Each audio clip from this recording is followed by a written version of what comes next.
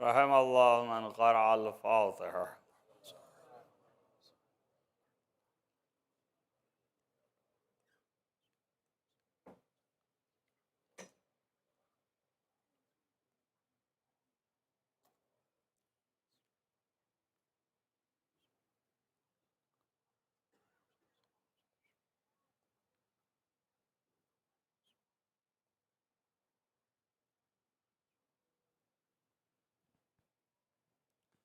لا حول ولا قوة إلا بالله العلي العظيم. أعوذ بالله السميع العليم من الشيطان اللعين الرجيم. بسم الله الرحمن الرحيم وبه نستعين وهو المعين. الحمد لله رب العالمين والعاقبة للمتقين والجنة للموحدين والنار للملحدين والمنكرين، والصلاة والسلام على سيد الأنبياء والمرسلين خاتم النبيين مولانا مولى الكونين جد الحسن والحسين أبي القاسم محمد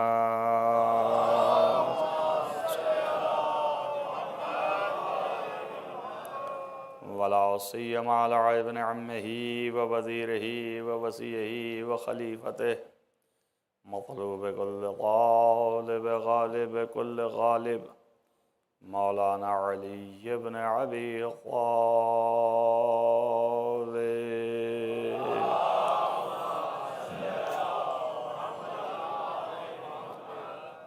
وعلى آله الطيبين الطاهرين المعصومين المظلومين الذين أذهب الله عنهم الرجس وطهرهم تطهيرا.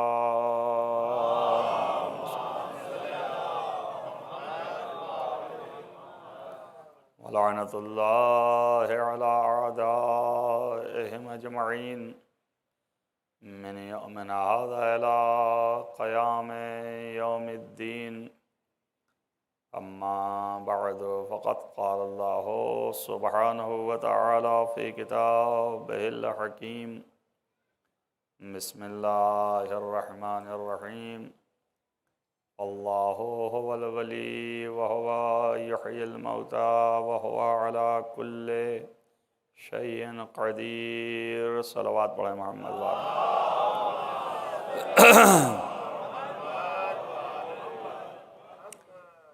عزیزان گرامی مرتبت، یہ گفتگو آپ کے سامنے اس آیت کے ذیل میں جاری ہے. مسلسل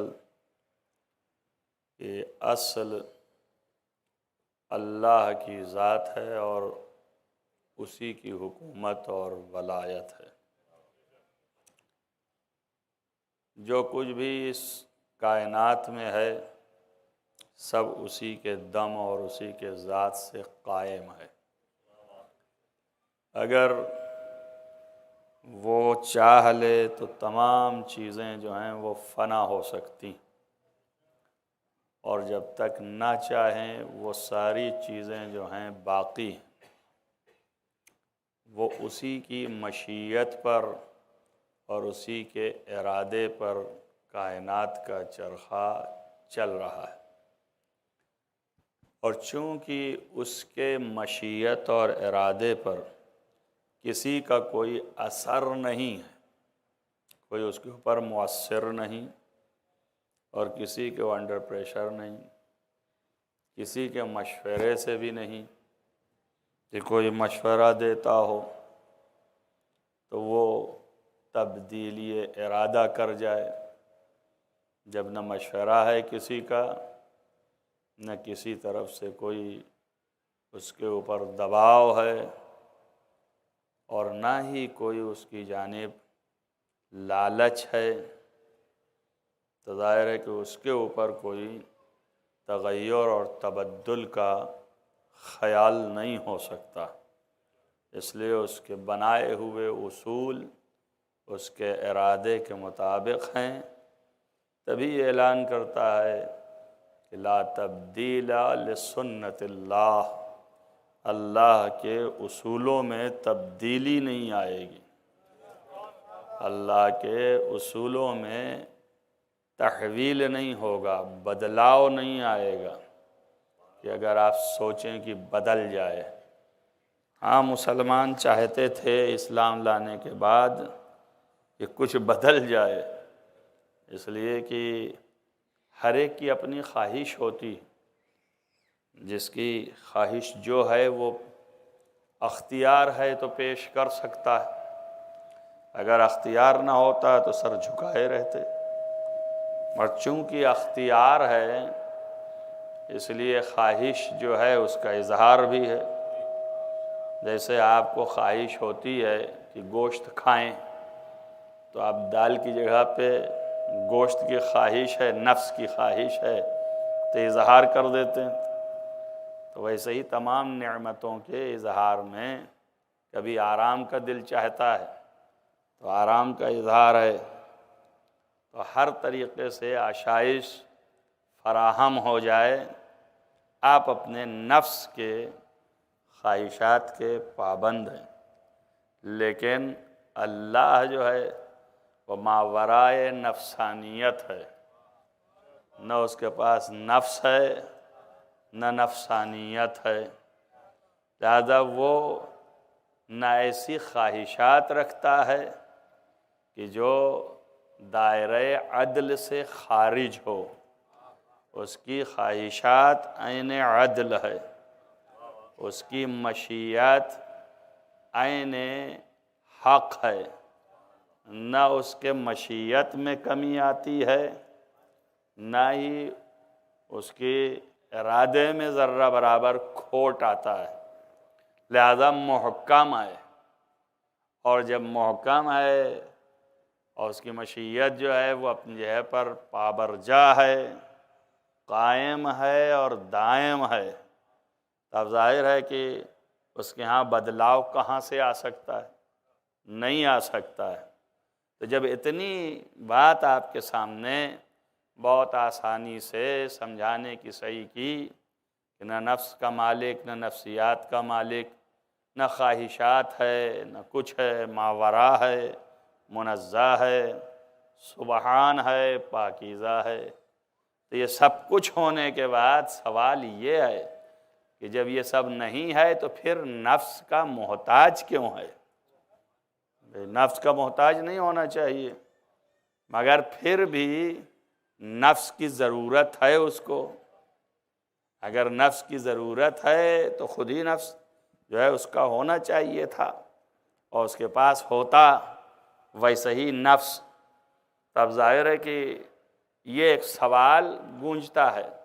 بہت سے لوگ سمجھتے ہیں کہ احتیاج اس معنوں میں ہے کہ خدا نخواستہ خداوند عالم جو ہے غنی بھی ذات نہیں ہے، نہیں، محتاج اس طرح کا نہیں ہے جو فقیر ہوتا ہے، حاجت مند ہوتا ہے، کبھی کچھ ضرورتیں تمام مخلوقات کی ضرورت کو پورا کرنے کی وجہ سے پیدا ہوتی ہیں، جب وہ ضرورت پیدا ہوتی ہے تو کرنا ہی پڑتا ہے۔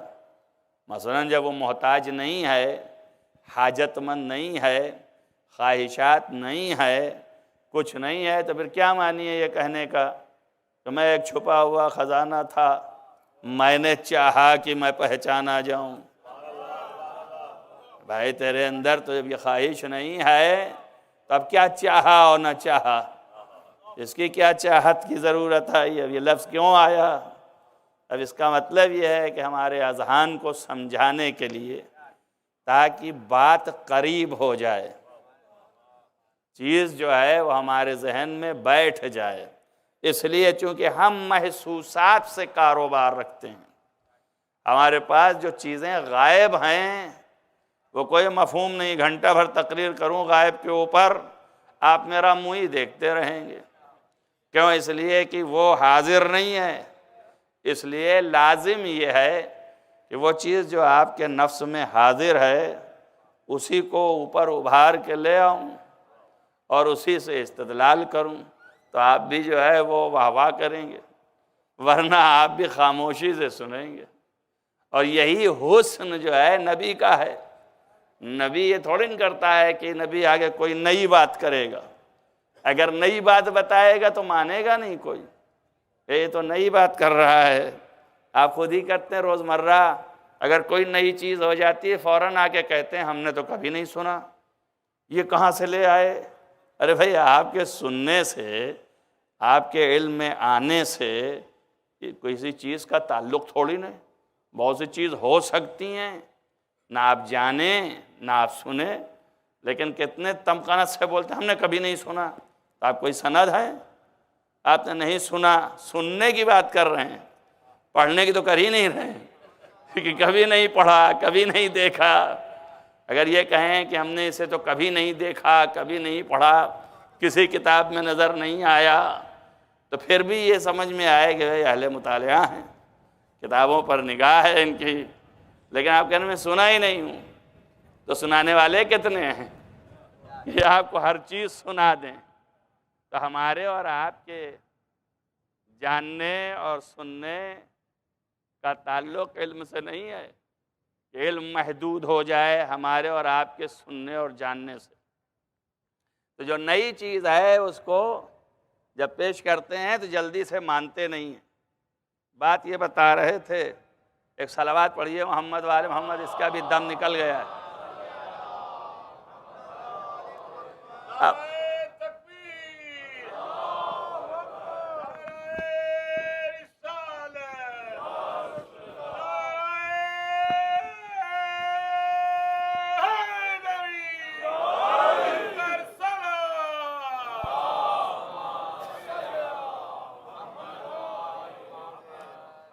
سال بھر محنت کرتے ہیں بیچارے، لیکن عین وقت پر جو ہے وہ خرابی آ جاتی ہے۔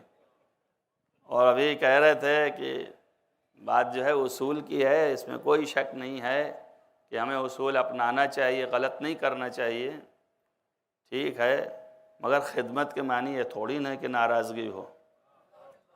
خدمت کے معنی یہ ہے کہ آپ جس حال میں کریں گے ہم آپ کی خدمت کریں گے، تو ناراضگی کا کوئی مفہوم نہیں ہے۔ یہ خدمت جو ہے عبادت ہے۔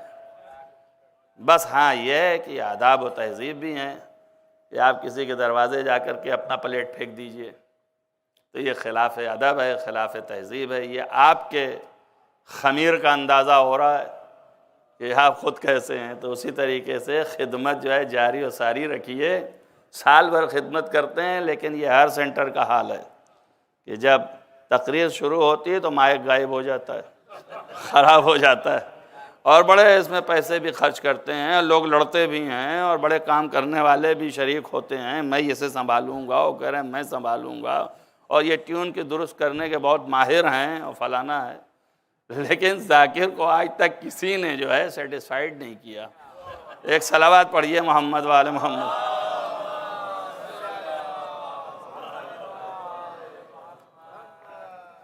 تو الغرض یہ ہے کہ نئی بات جو ہے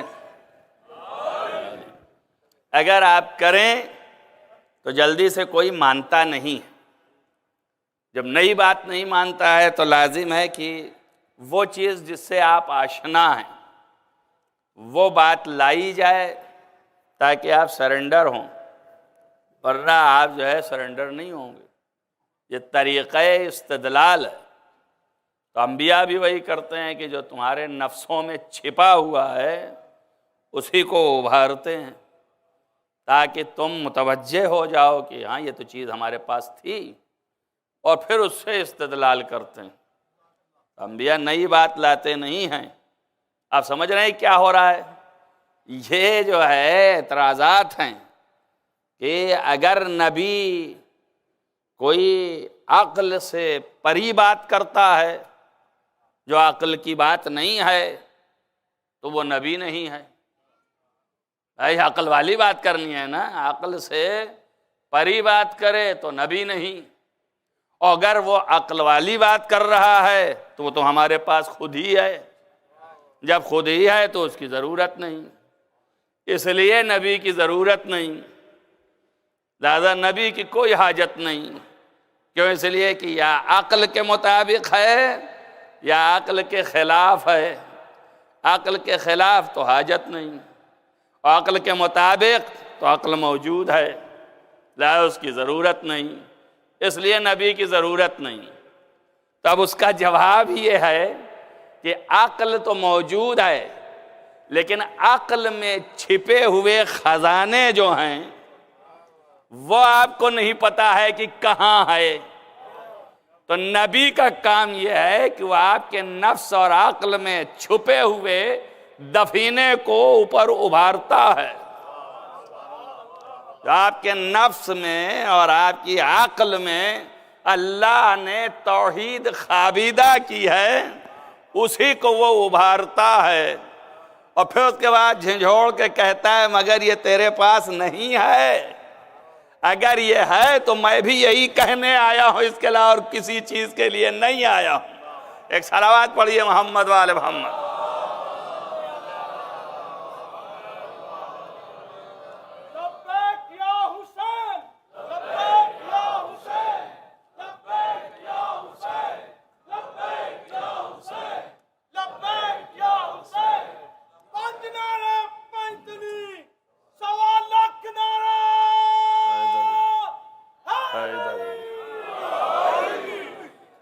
تب انہوں نے نعرہ لگایا تو نعرے میں یہی ضرورت پڑی کہ نفوس جو ہیں، تمام نفس جو ہیں، جو ان میں چیزیں تھیں وہ خوابیدہ ایسے ہی پسمردہ ہو گئیں۔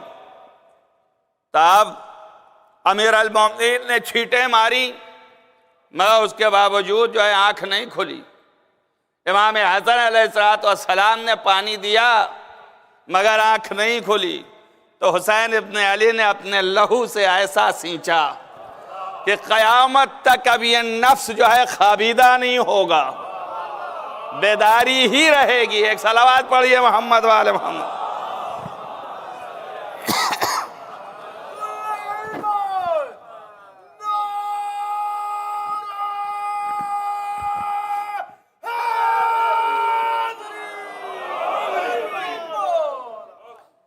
یہ جو ہے وہ ولایت، اس کو کہتے ہیں، یعنی یہ کہ انسانیت کی ہدایت اور انسانیت کو جگانا، یہ کام جو ہے اللہ کی حکومت کے جتنے حاکم ہیں اللہ کی طرف سے ان کا فریضہ ہے کہ وہ یہ انجام دیں۔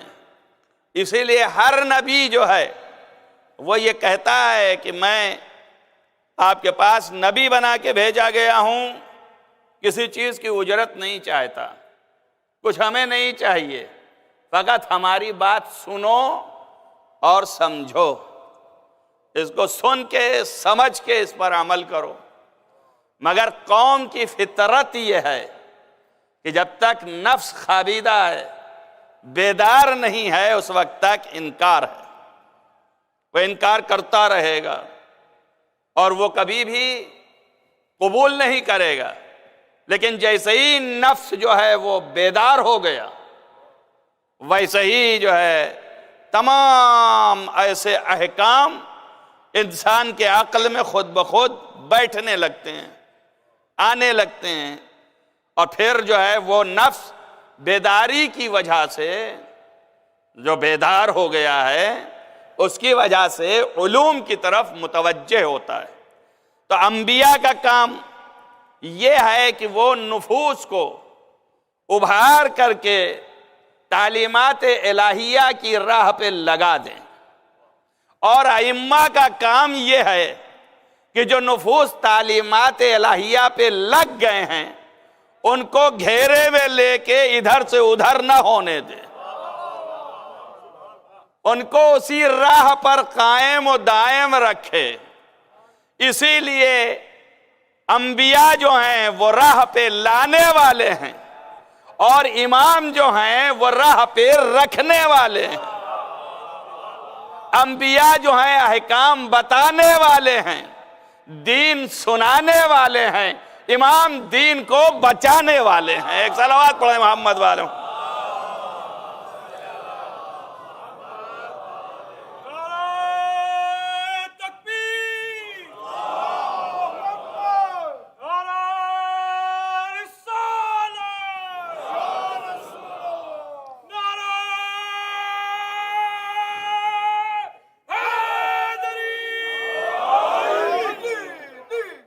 لہذا ان کی معرفت ضروری ہے. جتنا ان کو پہچانتے جائیں گے اتنا ہی زیادہ راہ خدا پہ گامزن ہوتے جائیں گے. ضرورت صرف پہچاننے کی ہے، سمجھنے کی ہے، جاننے کی ہے کہ ان کی ذات کیا ہے، یہ کیسے ہیں، ان کے صفات کیا ہیں، ان کی عظمتیں کیا ہیں، ان کی جلالتیں کیا ہیں.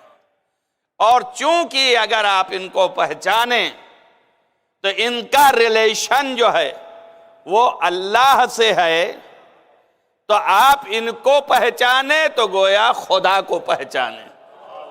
اسی لیے کہا من عرفنی فقد عرف اللہ.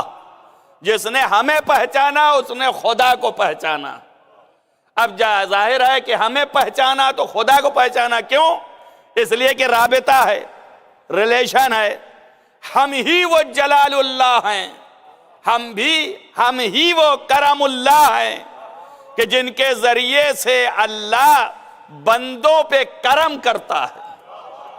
ہماری اطاعت کے ذریعے سے بندہ صاحب عزت بنتا ہے اللہ کے نزدیک. تو ظاہر رابطہ ہوا نا. تو جب رابطہ ہے تو جتنا ان کو پہچانیں گے آپ اتنا ہی زیادہ خدا کی پہچان سے قریب ہوں گے، اور جتنا ہی قریب ہوں گے خدا سے اتنا ہی محبوب ہوں گے، اور جتنا ہی محبوب ہوں گے اتنا ہی خدا راضی ہوگا. رضایت خدا، محبوب خدا ہونے کے لیے رضایت خدا ضروری ہے. جتنا آپ محبوب بننا چاہتے ہیں، جتنا خدا کو راضی کریں گے اتنا ہی محبوب ہوں گے. اب یہ ہے کہ آپ نے 10% راضی کیا ہے تو 10% محبوب ہیں. کسی نے 20% کیا ہے تو 20% محبوب ہے. کسی نے 30 کیا ہے تو 30%، کوئی 50 ہے تو 50-50، اور کوئی اور آگے بڑھا تو 60 اور 70 اور 80، اور کوئی جو ہے 100% راضی کیا ہوا ہو تو وہ 100% محبوب ہے نا. تو رضایت اصل محبوبیت کی دلیل ہے. اب اگر کوئی ایسا ہو کہ اس نے خود اللہ کی رضایت خرید لی ہو تو آپ بتائیے اس سے بڑا محبوب کون ہوگا؟ اللہ کی رضایت ہی لے لی اس نے، تب اس سے بڑا محبوب کون ہوگا؟ اب محبوب خدا آپ ڈھونڈتے ہیں ادھر ادھر. یہ ایسا محبوب ہے کہ رسول بھی اس کو اپناتا ہے، خدا بھی اپناتا ہے. ایک صلوات پڑھیے محمد وآل محمد.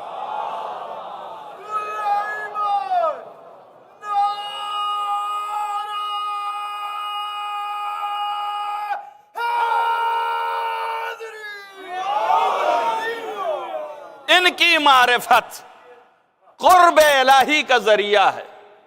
آپ جو یہاں جمع ہوتے ہیں وہ اسی لیے کہ ان کے بارے میں کچھ بیان ہو، آپ کے دل پر اس کا نقش ہو، اور جب نقش ہو تو قرب الہی حاصل ہو. اللہ کے رسول نے فرمایا، کل میں نے یہ حدیث آپ کے سامنے پڑھی کہ تمام ملائکہ جتنے بھی ہیں یہ ملائک اللہ نے خلق کیے ہیں، اور رسول اللہ فرماتے ہیں کہ کوئی دن ایسا نہیں ہے، ہر روز یہ سارے ملائکہ یتقربوا الی اللہ، اللہ سے قرب حاصل کرتے ہیں بمعرفتنا، ہم اہل بیت کی معرفت کے ذریعے سے. اب آپ دیکھیں نا اس کی کیا گنجائش رہی. بھئی معرفت تو خدا کی ہونی چاہیے، مگر ڈائریکٹ ملائکہ بھی خدا کی معرفت پیدا نہیں کر سکتے اس وقت تک جب تک کہ ہماری معرفت نہ پیدا کریں. اس لیے ہماری معرفت کے ذریعے سے اللہ سے قریب ہوتے ہیں ہر روز. اب ہر روز کی لفظ لگانے کی کیا ضرورت تھی؟ بھئی یہی کہتے کہ اللہ سے قریب ہوتے ہیں ملائکہ ہماری معرفت سے. یہ ہر روز کیوں کہا؟ اس میں بھی نکتہ ہے، ہر روز میں بھی نکتہ ہے. کیوں؟ اس لیے کہ وہ ہر روز جو ہے الگ شان رکھتا ہے.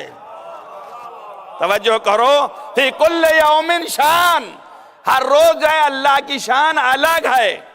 تو اب جس کے ذریعے سے معرفت پیدا کرنی ہے اللہ کی، تو اس کی بھی ہر روز شان الگ ہونی چاہیے. اگر نہیں ہوگی تو قرب خدا و معرفت خدا پیدا کیسے ہوگی؟ اب سمجھ میں آیا؟ آپ ایک شان سمجھ گئے علی کی تو آپ کہتے ہیں ہم نے معرفت پیدا کر لی. اسی لیے انہوں نے کہا تم ہم کو پہچان ہی نہ پاؤ گے، اس لیے کہ دنیا میں شمار ختم ہو جائے گا، میری شان چلتی جائے گی. ایک صلوات پڑھیں محمد والے محمد.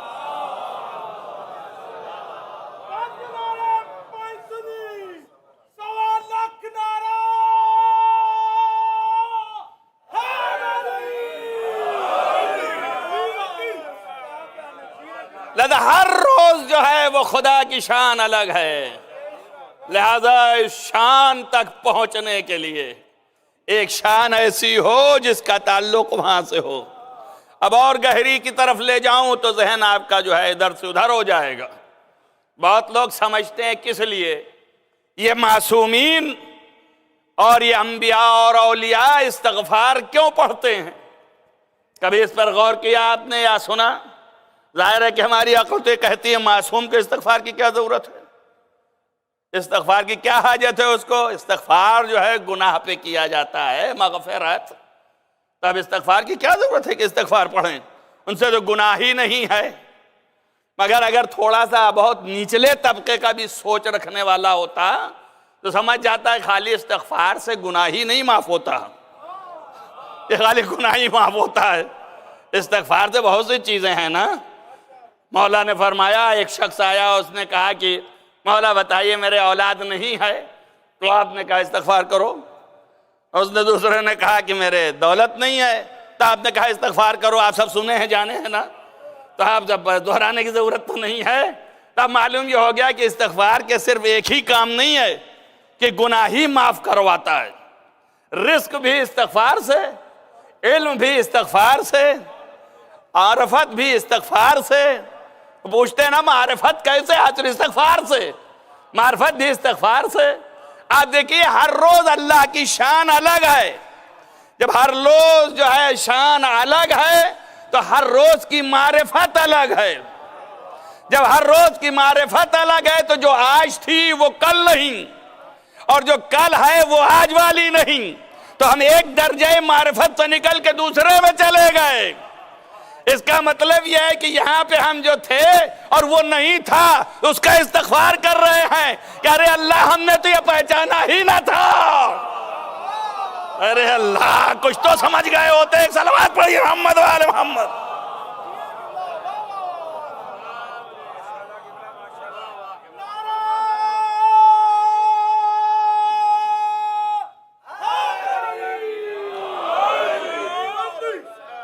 اس درجے کو تو ہم نے پہچانا ہی نہ تھا، یہ تو ہمارے پاس تھا ہی نہیں. کیا تیرا کرم ہے کہ تو نے ہمیں عطا کیا، ورنہ ہم نہیں پہچان سکتے تھے.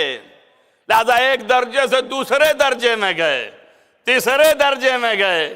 یقین وہی ہے، یہ نہ سمجھ لینا اس درجے سے نکل کے اس میں چلے گئے تو یقین میں فرق آ گیا. یقین میں فرق نہیں آیا. یقین تو وہی ہے کہ تو ہی ہے اور تو جیسا کوئی نہیں ہے. مگر یہ تو جیسا کوئی نہیں ہے، اب یہ شان سے وہ شان، وہ شان سے وہ شان، اسی کو تو بار بار 1 2 3 4 6 ہزار کروڑ جب دیکھتے جاتے ہیں تو اب ظاہر ہے کہ حیرت ہوتی ہے کہ نہیں ہوتی. توجہ کریں آپ. اب جب یہی ذریعہ بن رہے ہیں اس کی معرفت کے لیے تو جتنے شان اس کے ہیں، توجہ کریں آپ، ان سارے شان کو اب انہوں نے اختیار کیا تو اب ان کے بھی شانیں بدلتی چلی گئیں. جب ان کے مرتبے بدلتے چلے گئے تو اب یہ بھی ہم دیکھیں گے تو حیرت میں ہے نا. حیرت ہی کا نام تعجب ہے، تعجب سے عجب ہے، اسی لیے علی مظہر العجائب ہے. صلوات پڑھو محمد وآل محمد.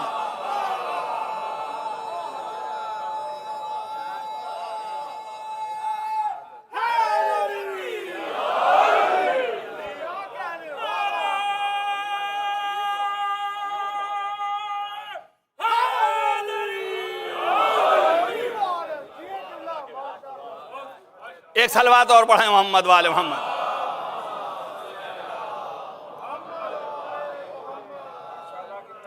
اس لیے فرمایا کہ ہماری معرفت اختیار کرو، اسی کے ذریعے سے اللہ سے قرب حاصل ہوگا اور اس کی معرفت تمہارے دلوں میں بیٹھے گی۔ کہ اس لیے کہ جب بندہ ایسا ہے تو خالق کیسا ہوگا؟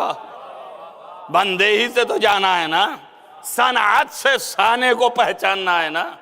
عجیب عقل ہے لوگوں کے اور عجیب سمجھ ہے، جیسے ہی ہم نے علی کا نام لیا بگڑنے لگے، انہی سے پہچانوائیں گے ہم کو۔ اچھا ابھی میں کہتا ہوں دیکھو اللہ کے پہچاننے کا ذریعہ کتنا آسان ہے۔ یہ سورج دیکھو چمکتا ہے، یہ بتاتا ہے کہ کوئی اس نے بنایا ہے اس کو، تو یہ ذریعہ ہے اللہ کے پہچاننے کا۔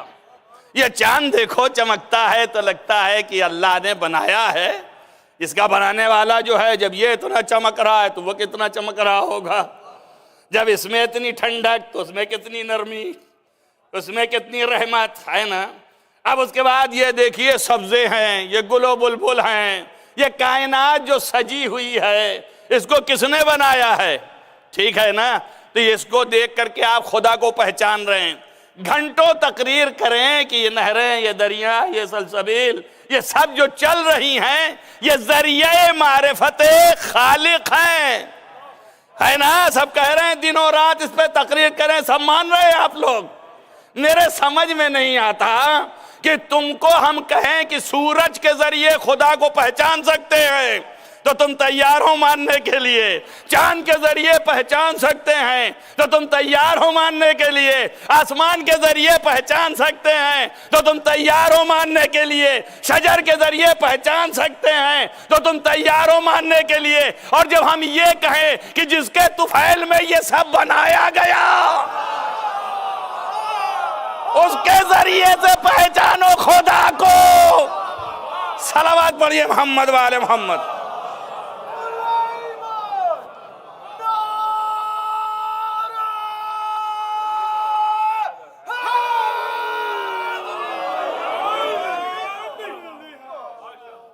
اگر ہم نہ ہوتے تو یہ کائنات کی رونقیں نہ ہوتی، یہ خلق نہ ہوتی، یہ آماجگاہ آپ کی نظروں میں نہ ہوتی، نہ آپ ہوا کا رنگ اور بو کا مزہ جانتے، اور نہ ہی اس کائنات میں تھوڑا سا بھی طعم چشیدہ ہوتے۔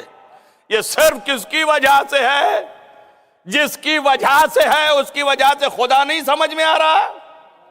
ہر شے اس کے طفیل میں، تو چھوٹے چھوٹے کیڑوں مکوڑوں سے تو تمہیں خالق سمجھ میں آتا ہے، اور جو سب سے بڑی مخلوق خدا ہے اسے نہیں سمجھ میں آتا؟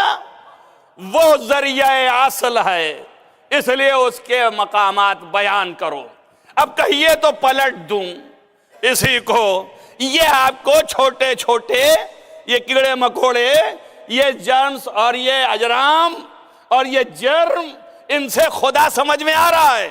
یہ شجر، یہ حجر، یہ شمس، یہ قمر، یہ ستارے، ان سے خدا سمجھ میں آ رہا ہے، اور جن کی قدرت اسی سورج پر ہے، جن کی قدرت اسی ستارے پہ ہے، جن کی قدرت اسی چاند پر ہے، جن کی قدرت آسمان پر ہے، ان سے خدا نہیں سمجھ میں آ رہا؟ آپ بتائیے یہ عقل کے تمام تر علاج کی ضرورت ہے کہ نہیں ہے؟ اب یہ بیماری جو ہے اسی کا نام ہے بغض۔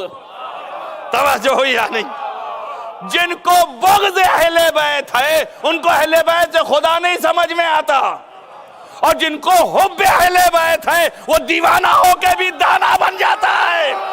صلوات پڑھیے محمد والے محمد۔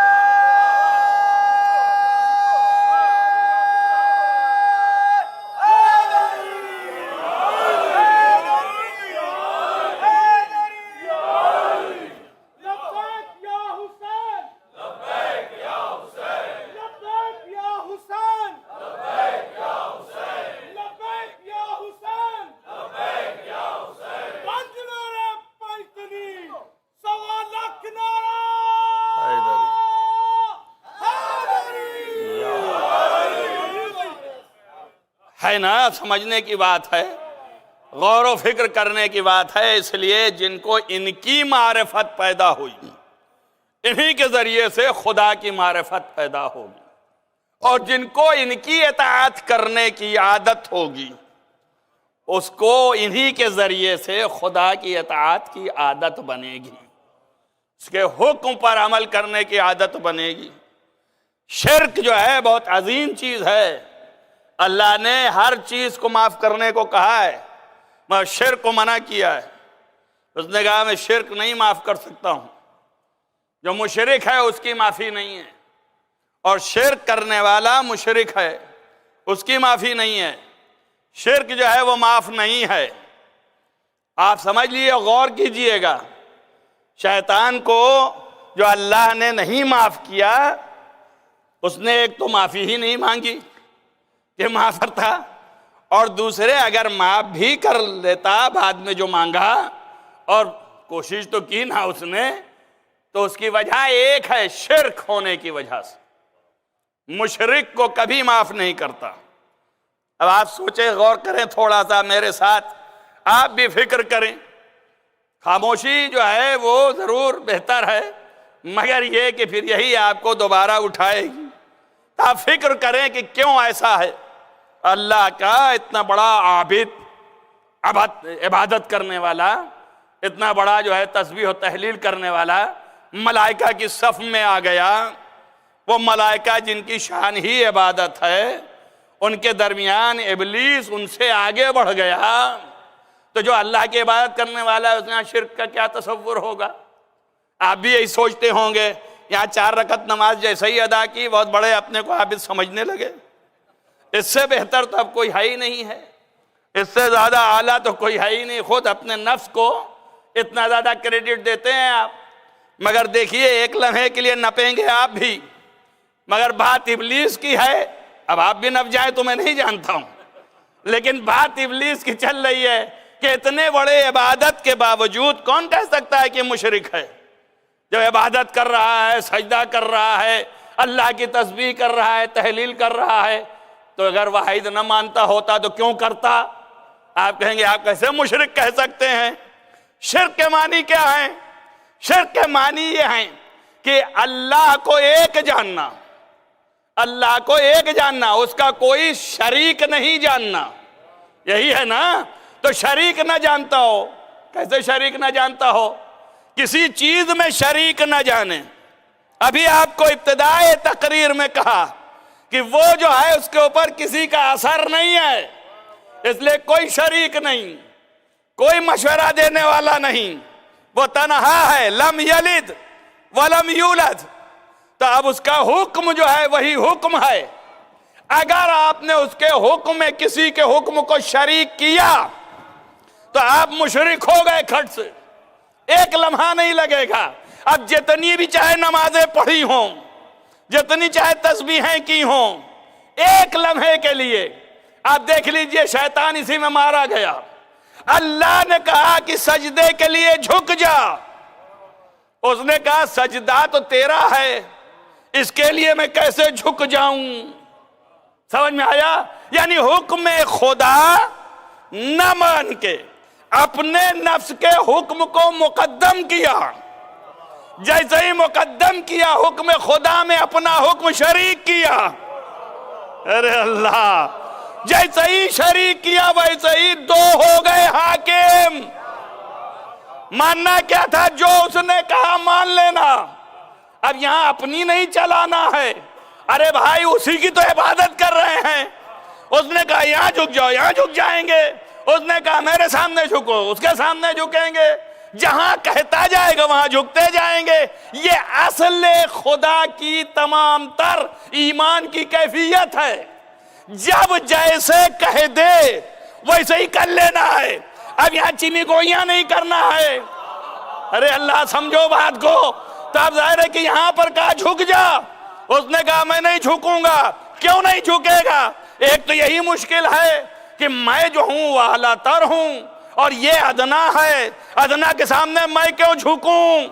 اس کا مطلب یہ ہے کہ تو سمجھ رہا ہے کہ تو اعلیٰ ہے اور یہ ادنا ہے، اور خدا نہیں سمجھ رہا ہے۔ ارے اللہ، ارے اللہ، اللہ خدا نہیں سمجھ رہا ہے؟ خدا کے نہیں عقل ہے؟ جو عقل کا خالق ہے وہ نہیں سمجھ رہا ہے کہ میں اعلیٰ کو ادنا کے سامنے جھکا رہا ہوں، اور جو اگر خدا ایسا کرے تو ظالم ہو گیا؟ تو گویا تو ایک بات تو یہ کہ اپنے نفس کو شریک کر رہا ہے، دوسری بات یہ کہ خدا کو ظالم سمجھ رہا ہے۔ پھر پلٹو، خدا کو ظالم نہیں، خدا کو عادل نہیں سمجھ رہا ہے۔ اب سمجھ لیجئے جو خدا کی عدالت کے قائل نہیں ہے وہ کہاں چلے گئے؟ ابلیس کے خانے میں آ جائیں گے۔ ایک صلوات پڑھیے محمد والے محمد۔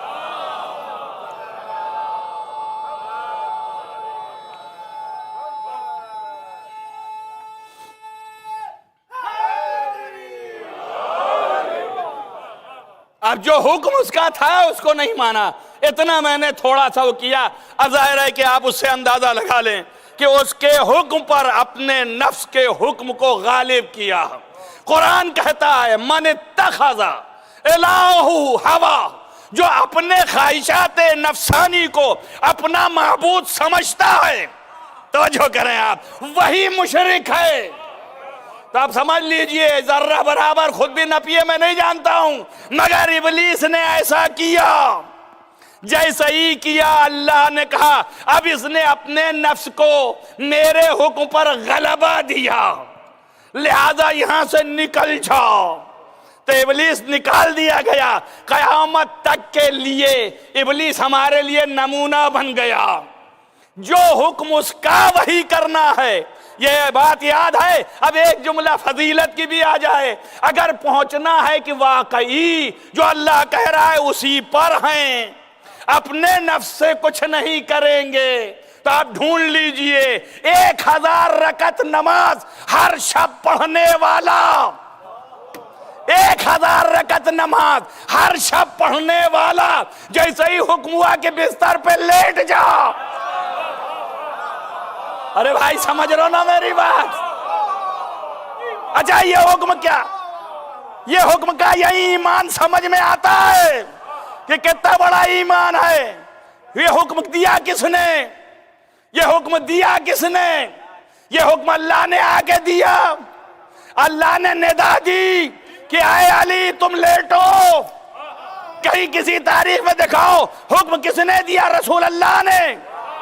تو اس کا مطلب علی رسول کو اتنا ہی پاوردار سمجھ رہے تھے۔ ارے اللہ، جتنا اللہ کو سمجھ رہے تھے۔ بات ہو گئی۔ اب آپ سوچئے، ایمان کا اندازہ لگائیے۔ اب مقایسہ کرنے کی ضرورت ہی نہیں ہے۔ یہاں نبی کہہ رہے ہیں کہ تم لیٹ کے جان دو، اور یہ تیار ہیں۔ وہاں نبی کہہ رہے ہیں ہم کو جنگ نہیں کرنی، ہمیں جان نہیں دینا ہے، ابھی صلح کرنا ہے، مگر یہ تیار نہیں ہے۔ ارے اللہ، کہاں سمجھ گئے ہوتے؟ اب پہچانیے، آپ ایمان پوچھتے ہیں، تب بتائیے جو ہر بات پر سرنڈر ہو وہ کل ایمان ہوگا، جو بات بات پہ بگڑ جائے وہ ہوگا کل ایمان۔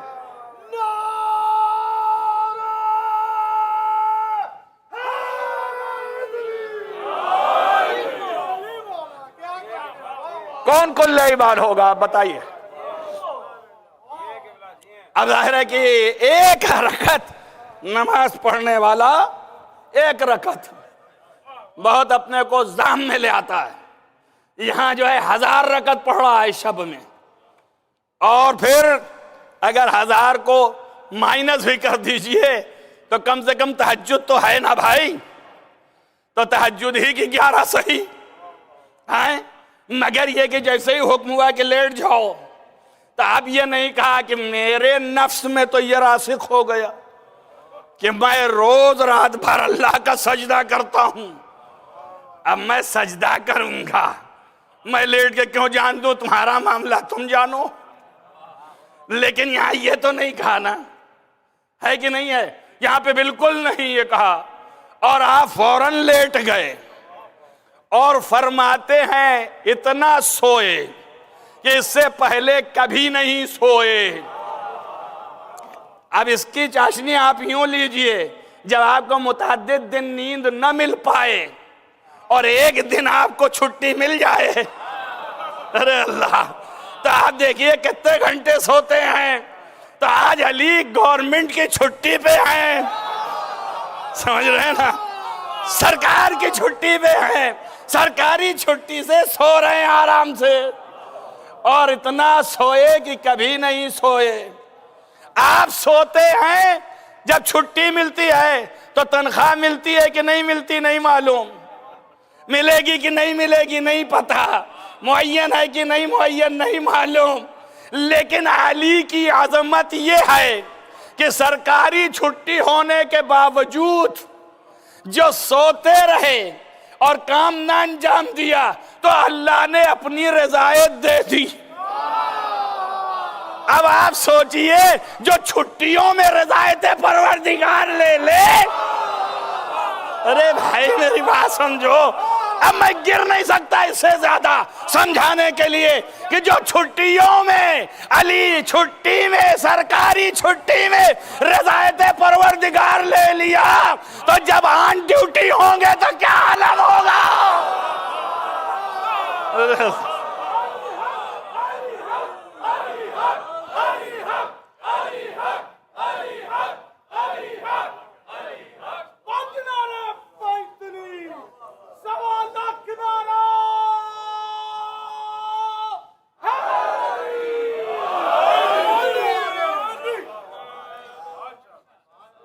اب اس سے زیادہ نہیں گر سکتا، بڑی کوشش کی گرنے کی کہ میں اپنے مفہوم کو آپ تک پہنچا سکوں، تو آپ سمجھ لیجئے جو ایسے حالت میں آ کر کے مرضی پروردگار کا مالک ہو گیا تو جب حالت شغل میں ہوگا، حالت عبادت میں ہوگا تو پھر کیا ہوگا؟ تب سوائے اس کے اور کچھ نہیں رہا۔ اب اللہ کے پاس ہے بھی کیا؟ مرضی تو دے دیا نا، سوتے میں مرضی دے دی اور حالت شغل میں آواز دیا، انما ولیکم اللہ ورسولہ والذین آمنوا الذین یقیمون الصلاۃ ویؤتون الزکاۃ وہم راکعون۔ صلوات پڑھیں محمد والے محمد۔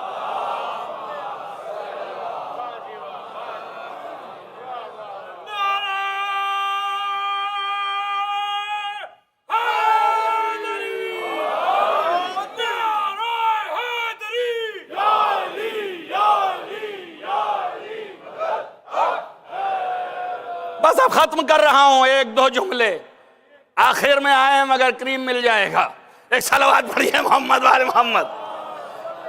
آپ اس کو اندازہ لگائیں، ایک حکومت چلانے کے لیے دو چیزوں کی ضرورت ہے۔ ایک حکومت چلانے کے لیے دو چیزوں کی ضرورت ہے۔ ایک حکومت میں اپنے مرضی کی ضرورت ہے، اور ایک حکومت میں اقتدار کی ضرورت ہے۔ اگر یہ نہ ہو تو حکومت چلے گی نہیں۔ حکومت چلانے کے لیے مرضی اور اقتدار، توجہ کر لی آپ نے، اسی کو کہتے ہیں حکومت، اسی کو عربی میں کہتے ہیں ولایت۔ بات سمجھ میں آ گئی؟ بات واضح ہو گئی؟ اسی کا نام ہے ولایت۔ اب میں نے حدیث پڑھی تھی، بعد میں پڑھوں گا۔ یہ ولایت کے لیے مرضی بھی چاہیے اور اقتدار بھی چاہیے۔ بات واضح ہو گئی؟ اب سنیے، آپ سوئے تو مرضی لی اللہ کی، اللہ اکبر، سوئے تو مرضی لی اللہ کی، اور جب نماز میں گئے تو اقتدار لیا اللہ کا۔ اب بتائیے علی مطلق حاکم ہوئے کہ نہیں ہوئے؟ توجہ کر رہے ہیں آپ؟ تو آپ تو خالی اپنی سوچ رہے ہیں کہ میرے ہوئے کہ نہیں ہوئے، میرے بھی ہو گئے، ان کے بھی ہو گئے، ان کے بھی ہو گئے۔ آپ تو اسی میں لگے ہوئے ہیں۔ مطلق حاکم بنایا، یعنی جہاں جہاں اللہ کی حکومت ہے وہاں وہاں علی کی حکومت۔ اب یہی نہیں ہے کہ صرف تمہارے مومنین پر تنہا، اب آفتاب پہ بھی حکومت، ماہتاب پہ بھی حکومت، ستارے پہ بھی حکومت، کائنات پہ بھی حکومت، عرش پر حکومت، فرش پر حکومت، ملائکہ پہ حکومت، انس پر حکومت، جنس پر حکومت۔ صلوات پڑھیں محمد والے۔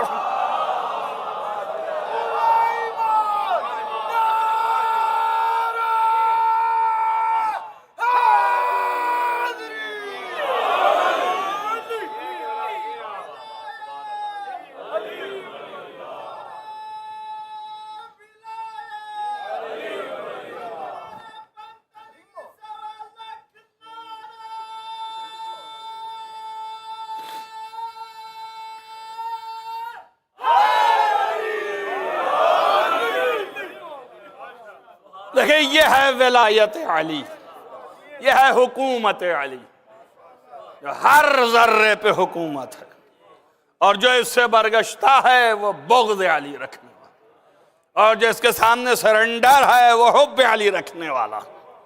محبت علی کی حکومت کے اقرار کا نام ہے۔ خالی اسے منع لگے رہیے کہ دل میں رہتی، زبان پر بھی آتی ہے۔ اقرار ولایت علی، حکومت علی کا اقرار محبت کی پہچان ہے۔ سمجھ میں آیا؟ اور جہاں آپ نے مخالفت کی وہیں سے بغض ہے۔ یہ بغض علی بہت بڑی چیز ہے یہ۔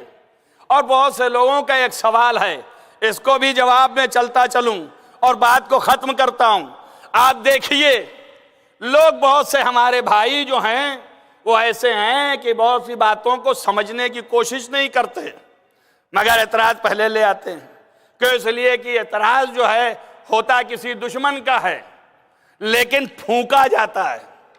سمجھ میں آیا نا؟ دشمن جو ہے وہ دیکھتا ہے کہ یہ راہ راست پہ آنے والے ہیں، لہذا ایسا کرو کہ ان کے کان میں یہ بات بتا دو تاکہ راہ راست سے کھسک جائیں۔ اتنی محنت کر کے گھنٹہ بھر میں بلڈنگ تیار کی، جیسے ہی آپ کو ولایت علی تک لے آئے، دشمن نے خود کان میں پھونکا۔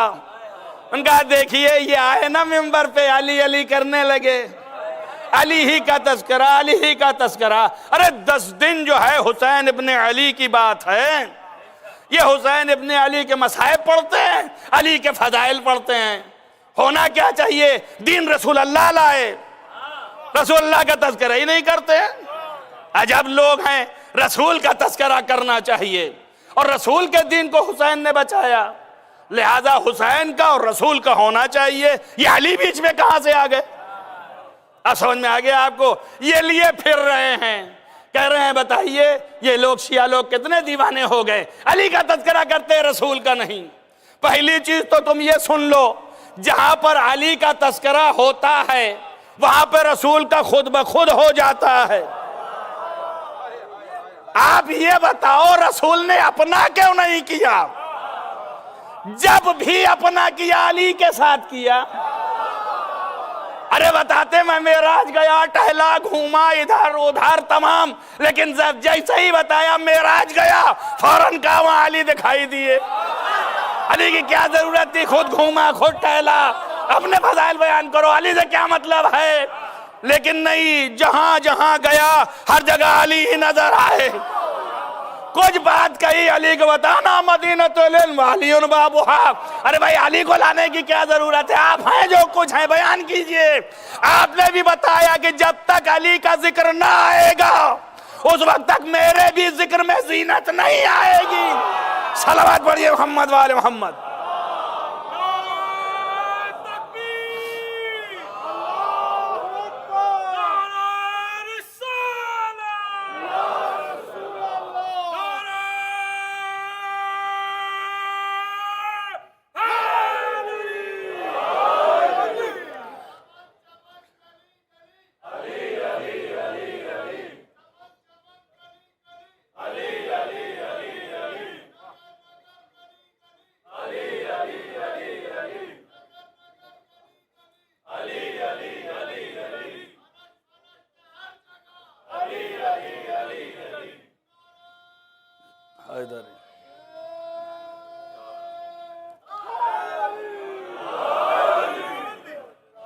اب سوال رہ جائے تو اس کا جواب بھی چلا جائے اور بات یہیں پہ ختم۔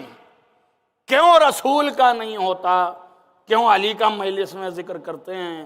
10 دن محرم حسین ابن علی کے مصائب پڑھتے ہیں اور علی ابن ابی طالب کے فضائل پڑھتے ہیں، تو رسول کا ذکر کیوں نہیں ہونا؟ تو ان کا چاہیے۔ بات کہیں سے چلی ہوگی مگر ہم تک شیعہ پہنچا رہا ہے، میڈیا شیعہ ہے تو وہ پوچھ رہا ہے، کہہ بھی رہا ہے میں پکا شیعہ ہوں، سمجھیں نا آپ؟ تب اس کو اتنا ہی بتانا ہے کہ بات محرم کی ہے نا، یعنی حسین ابن علی کے شہادت کی ہے نا، اس کا یہ تذکرہ ہے نا، تو اس میں رسول اللہ کا کیا نام آئے؟ اس لیے نام نہیں آتا اور اس لیے آنے کی ضرورت نہیں ہے، گرچہ ہر جگہ رسول اللہ ہیں مگر علی کا کیوں آتا ہے اس کا اس لیے بتا رہا ہوں کہ حسین ابن علی کو ذبح کرتے وقت کسی نے یہ نہیں کہا، توجہ کرو، کسی نے یہ نہیں کہا کہ میں محمد کے نواسے کو ذبح کر رہا ہوں۔ جب حسین نے پوچھا بھی کہ کیا میں رسول کا نواسا نہیں ہوں، تو سب نے کہا جانتے ہیں۔ کیا میں فاطمہ کا بیٹا نہیں ہوں، سب نے کہا جانتے ہیں۔ کہ پھر کیوں ذبح کرتے ہو؟ کہ بغضا لابیک۔ سمجھ میں آیا نا؟ تو کربلا میں علی کا نام آیا کہ مبغضین علی حسین کو قتل کر رہے تھے۔ توجہ کریں آپ، اس لیے علی کا ذکر آتا ہے کہ مبغضین کو ہم یہاں سے نشتر ماریں گے، جیسے کربلا میں حسین پہ نشتر لگایا گیا۔ ایک صلوات پڑھیں محمد وآل محمد۔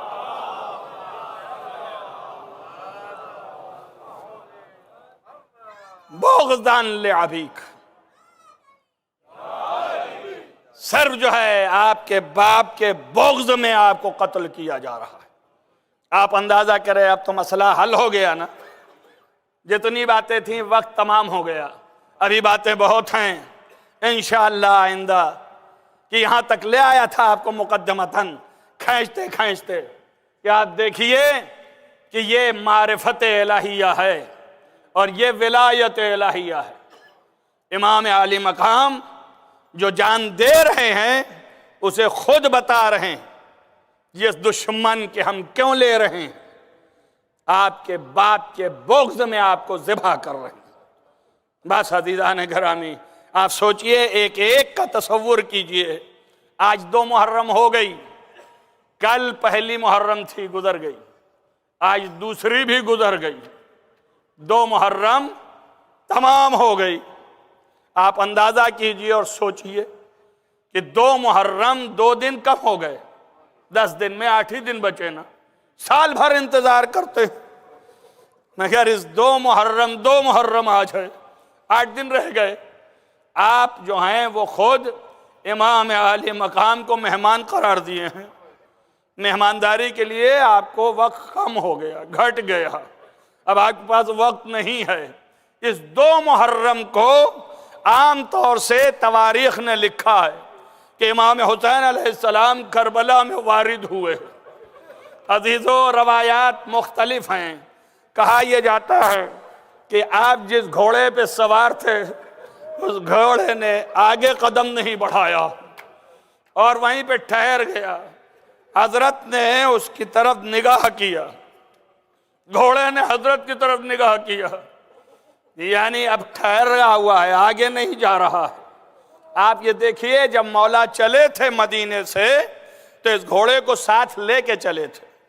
یہ بھی اتنا ہی سفر کر رہا ہے جتنا مولا نے سفر کیا ہے۔ آپ دیکھیں نا، مولا مدینے سے چلے تو ایک بات یہ یاد رکھیے گا کہ مولا انہی لوگوں کو ساتھ لائے جن کا نام محضر شہادت میں تھا، اور اپنے سے آپ نے کسی کو ساتھ نہیں کیا۔ جو اجرت پہ آئے تھے، گھوڑے ہکانے والے، اونٹ ہکانے والے، سامان لادنے والے، مزدور، ان کا نام نہیں ہے، وہ واپس چلے گئے، چھوڑ کے بھی چلے گئے، لیکن لائے انہی کو جن کا نام محضر میں تھا۔ مجھ سے ابھی کسی نے پوچھا کہ آپ بتائیے کہ اتنے بڑے بڑے پہلوان موجود تھے، محمد حنفیہ، عبداللہ ابن جعفر، ان کو کیوں نہیں لائے؟ متعدد وجوہات تاریخ نے لکھا ہے، لیکن میرے نزدیک اصل وجہ حسین ابن علی امام وقت ہیں۔ نگاہ امامت جو ہے وہ تابع و فرما بردار رضایت خدا ہے۔ جن کے نام محضر نامے میں ہیں انہی کو لائے ہیں، اور جن کے نہیں ہیں انہیں چھوڑ دیا ہے۔ حد یہ ہے کہ ام سلمہ ضد کرتی ہیں کہ اے میرے لال مجھے بھی لے چلو، اس لیے کہ میں تمہیں چھوڑ نہیں سکتی ہوں، میں تمہیں چھوڑ دوں گی تو کیسے زندہ رہوں گی، میں برداشت نہیں کر سکتی ہوں۔ لیکن آپ یہی سمجھاتے رہے، نانی اماں آپ کے جانے سے آپ کو بڑی تکلیف ہوگی، آپ کا مقام یہی ہے، لیکن جب آپ نے ذرہ برابر ضد کو نہ چھوڑا اور بار بار تکرار کیا تو حضرت نے بتایا کہ اس وجہ سے کہ آپ کا نام محضر شہادت میں نہیں ہے۔ تو آپ نے فرمایا لال تو پھر میں جانوں گی کیسے کہ تم پر کربلا میں کیا وارد ہوا، تمہارے پر کون سی مصیبت آئی، تو مجھے پتا کیسے چلے گا کہ تم زندہ ہو یا دنیا سے چلے گئے ہو۔ تو آپ نے آپ کو وہ مٹی جو رسول دے گئے تھے اسی کی نشاندہی کی کہ جب یہ سرخ ہو جائے تو سمجھنا میں دنیا میں نہیں رہا، اور اس طرح سے سمجھایا۔ لیکن اس میں ایک چیز اور ہے، یہ ہے ولایت علی ابن ابی طالب، یہ ہے ولایت خدا، یہ ہے ولایت الہیہ جو جناب امام حسین کے ید قدرت میں ہے کہ جب ام سلمہ نے کہا لال میں کیسے جانوں کہ علی اکبر کے ساتھ کیا ہوا، میں کیسے جانوں کہ عباس نے کیا انجام دیا، میں کیسے جانوں کہ تم پر پانی کیسے بند ہوا، تو حضرت نے کہا نانی جان آپ دیکھنا چاہتی ہیں تو آپ نگاہ کیجئے۔ آپ نے اپنی 2 انگلیاں یوں اٹھائی اور فرمایا اس پہ غور کرو۔ بس ام سلمہ نے دیکھا، ایک مرتبہ چیخ ماری، آواز دیا نانی کیا ہوا؟ کہا ہے میرے لال یہ جوان کون ہے جو اپنے سینے پہ ہاتھ رکھے ہے اور اس کے ہاتھ پہ کوئی ہاتھ رکھے ہے؟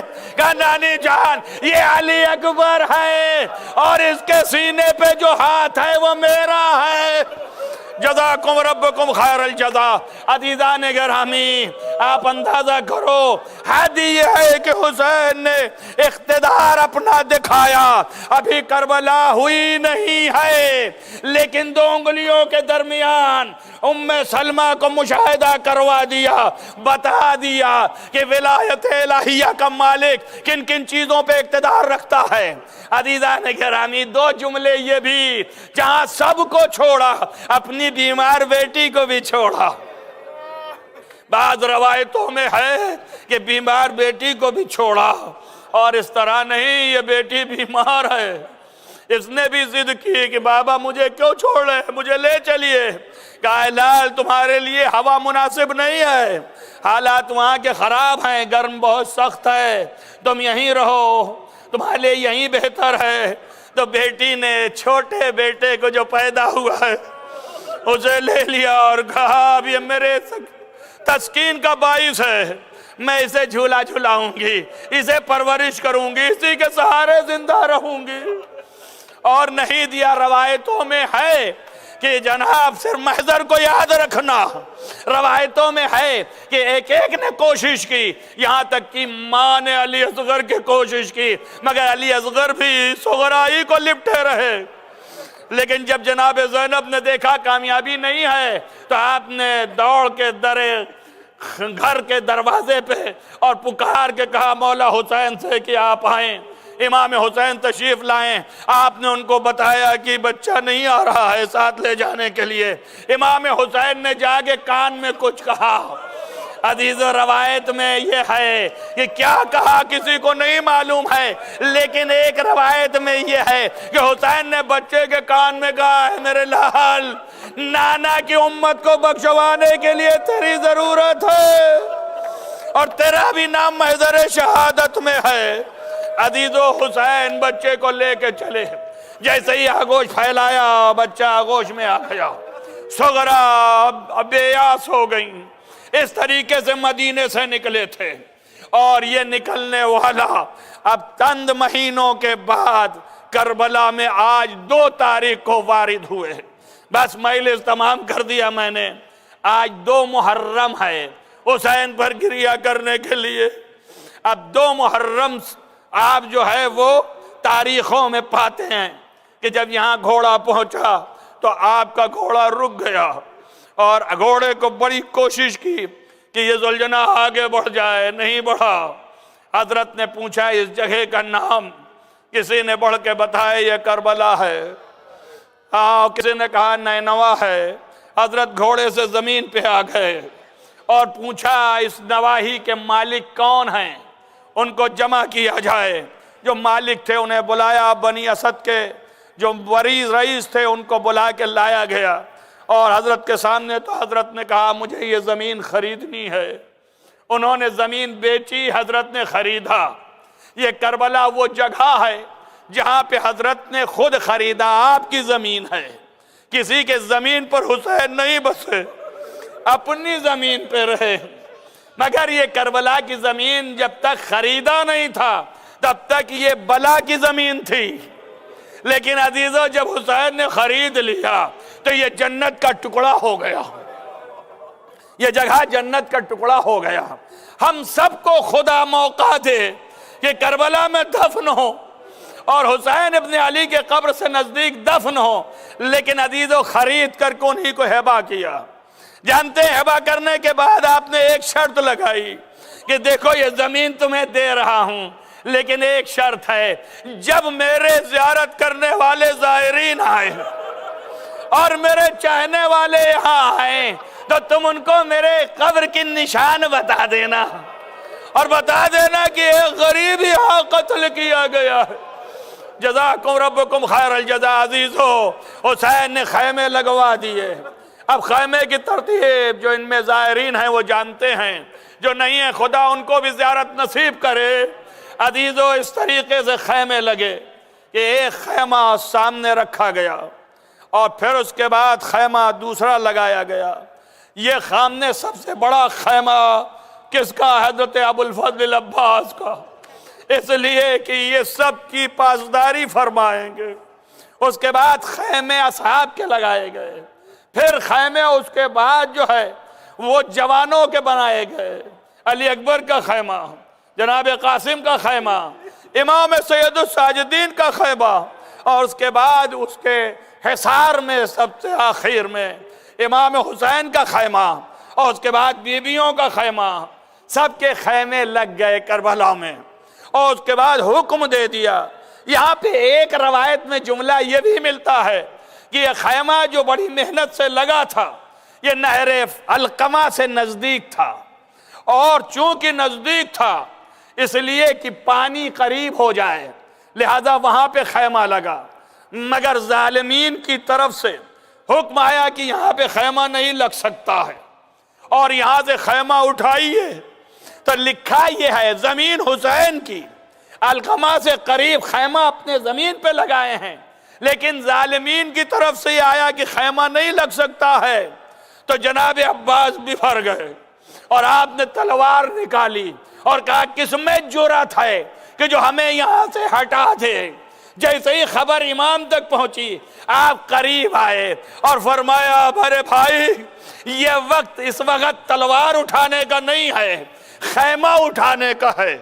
عزیزو لکھا یہ ہے کہ جناب عباس کے یہ پہلا مقام ہے جہاں پر آپ کے قلب کو شکستہ ہونا پڑا، کہ اس لیے کہ جو شجاع ہے، بہادر ہے، لیکن امام کا حکم تلوار نیام میں رکھ لی، کہ اس لیے کہ راضی برضا ولایت الہیہ ہے۔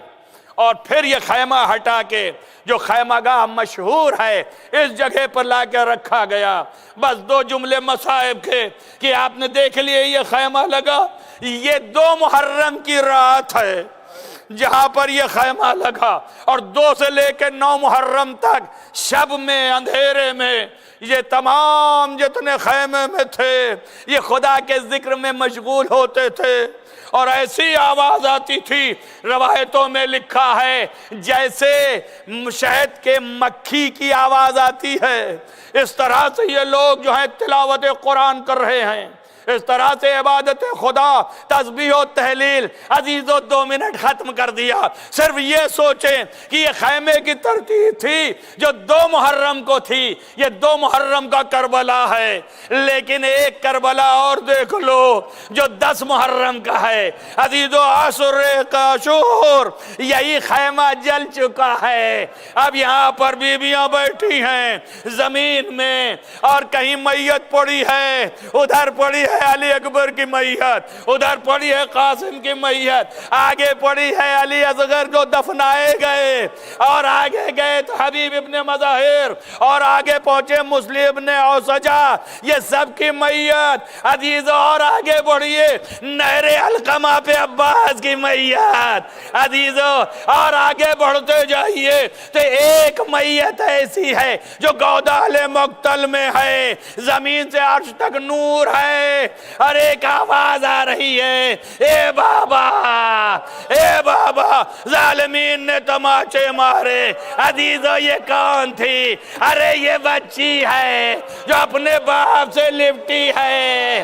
روایت میں ہے کہ سکینہ جب تڑپ رہی تھی تو شمر نے مشکیں دبائی، تماچے مارے، تازیانے لگائے، زینب دوڑی، آواز دیا، اے شمر یہ بچی یتیم ہے، ارے باپ کی میت سے لپٹی۔